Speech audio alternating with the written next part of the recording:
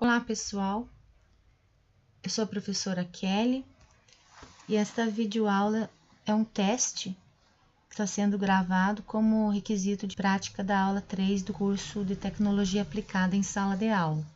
Preparei então uma breve explicação sobre a civilização indiana, a Índia Antiga.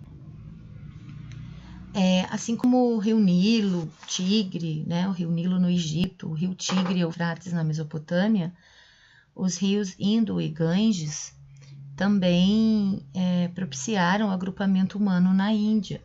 Isso favoreceu a sedentarização, o desenvolvimento da agricultura, e futuramente o surgimento de cidades. No início do século XX foi encontrado vários sítios arqueológicos nessa região. Entre as principais cidades escavadas estão a de Mohenjo-Daro e Harappa. Então, inicia-se um grande período de glória da civilização do Vale do Indo. Segundo um responsável por uma exposição no Museu de Harappa, Mohamed de Hassan, essa civilização, esse período, ela durou entre 2800 a 1900 a.C. E, no caso, ele afirma que foi nessa fase que a população atingiu mais de 200 mil habitantes. E essa nova fase, então, ela foi marcada também por produções e produção de vários textos e foram organizados.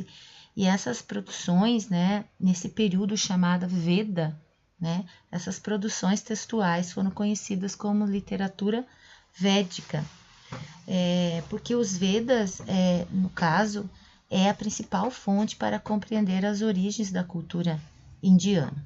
Os Vedas também trazem a ideia de uma sociedade dividida em 4 castas, ou 4 grupos, Os Brahmanes, que estão no topo da pirâmide aí, da sociedade, são os sacerdotes, os Brahmanes, sacerdotes, poetas, as pessoas que são lideranças religiosas. Abaixo, os Kshatriyas, que seriam os guerreiros, os militares. Os Vaisyas ou Vaishyas, que são os mercadores e agricultores. E os Sudras seriam os servos ou serventes. No caso, essas 3 primeiras castas, eles tinham o direito de participar de rituais religiosos. Já os Sudras eram excluídos desses rituais. E aí, bem abaixo, no caso, a margem, ela não faz parte da casta, desse sistema de castas, estão os párias ou Dalits.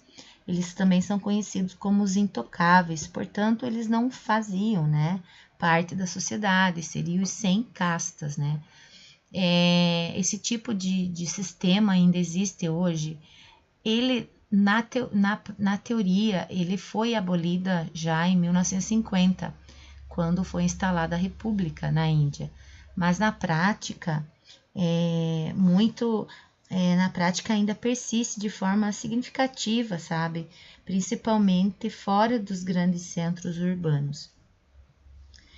E aí vamos falar um pouquinho sobre as tradições religiosas, que os escritos védicos, eles também refletem um intenso politeísmo, e politeísmo muito forte, porque é uma característica muito forte dessa religião atual na Índia também hoje, que nós temos o hinduísmo e o budismo.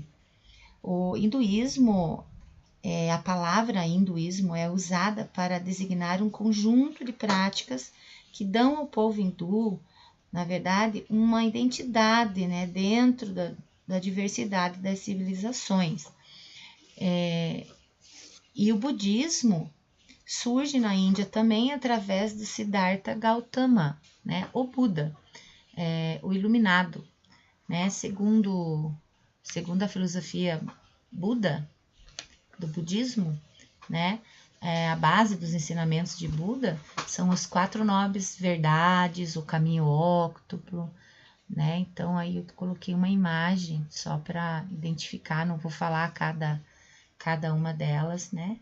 Mas é uma prática que também, né? Ela durou por muito tempo na Índia, né? Por aproximadamente 500 anos. Não foi a principal filosofia indiana. Depois, posteriormente, que ressurge uma força do brahmanismo e dela vai se perdendo, né? Quase toda a influência ali na Índia. Mas o budismo ele se espalha para outras regiões da Ásia, né? Por boa parte da Ásia até, né? E até hoje encontramos muitos seguidores entre as nações asiáticas, né? A China é um exemplo dela, né? Entre depois, assim, quase chegando ao século I a.C., surge, né, estabelece o maior império, né, mesmo do subcontinente indiano. Um dos imperadores que mais se destacou foi Chandragupta Maurya, né, que na verdade foi o que fundou o império, e Ashoka, né? Ashoka foi um dos seus sucessores, né, famoso. Ele era chamado de amado dos deuses, né? Ele assumiu o trono no século III a.C. E no reinado dele aconteceram muitas batalhas, muitas guerras e morreu milhares de pessoas.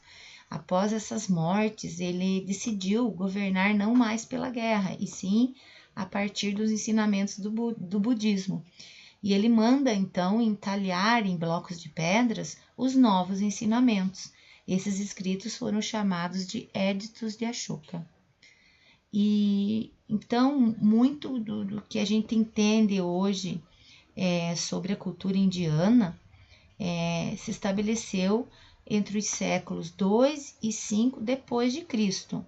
Né? Então, observa-se bastante o crescimento na matemática, na medicina, na ciência, na veterinária. Os algarismos indo-arábicos também começam a ser introduzidos no Ocidente. Né?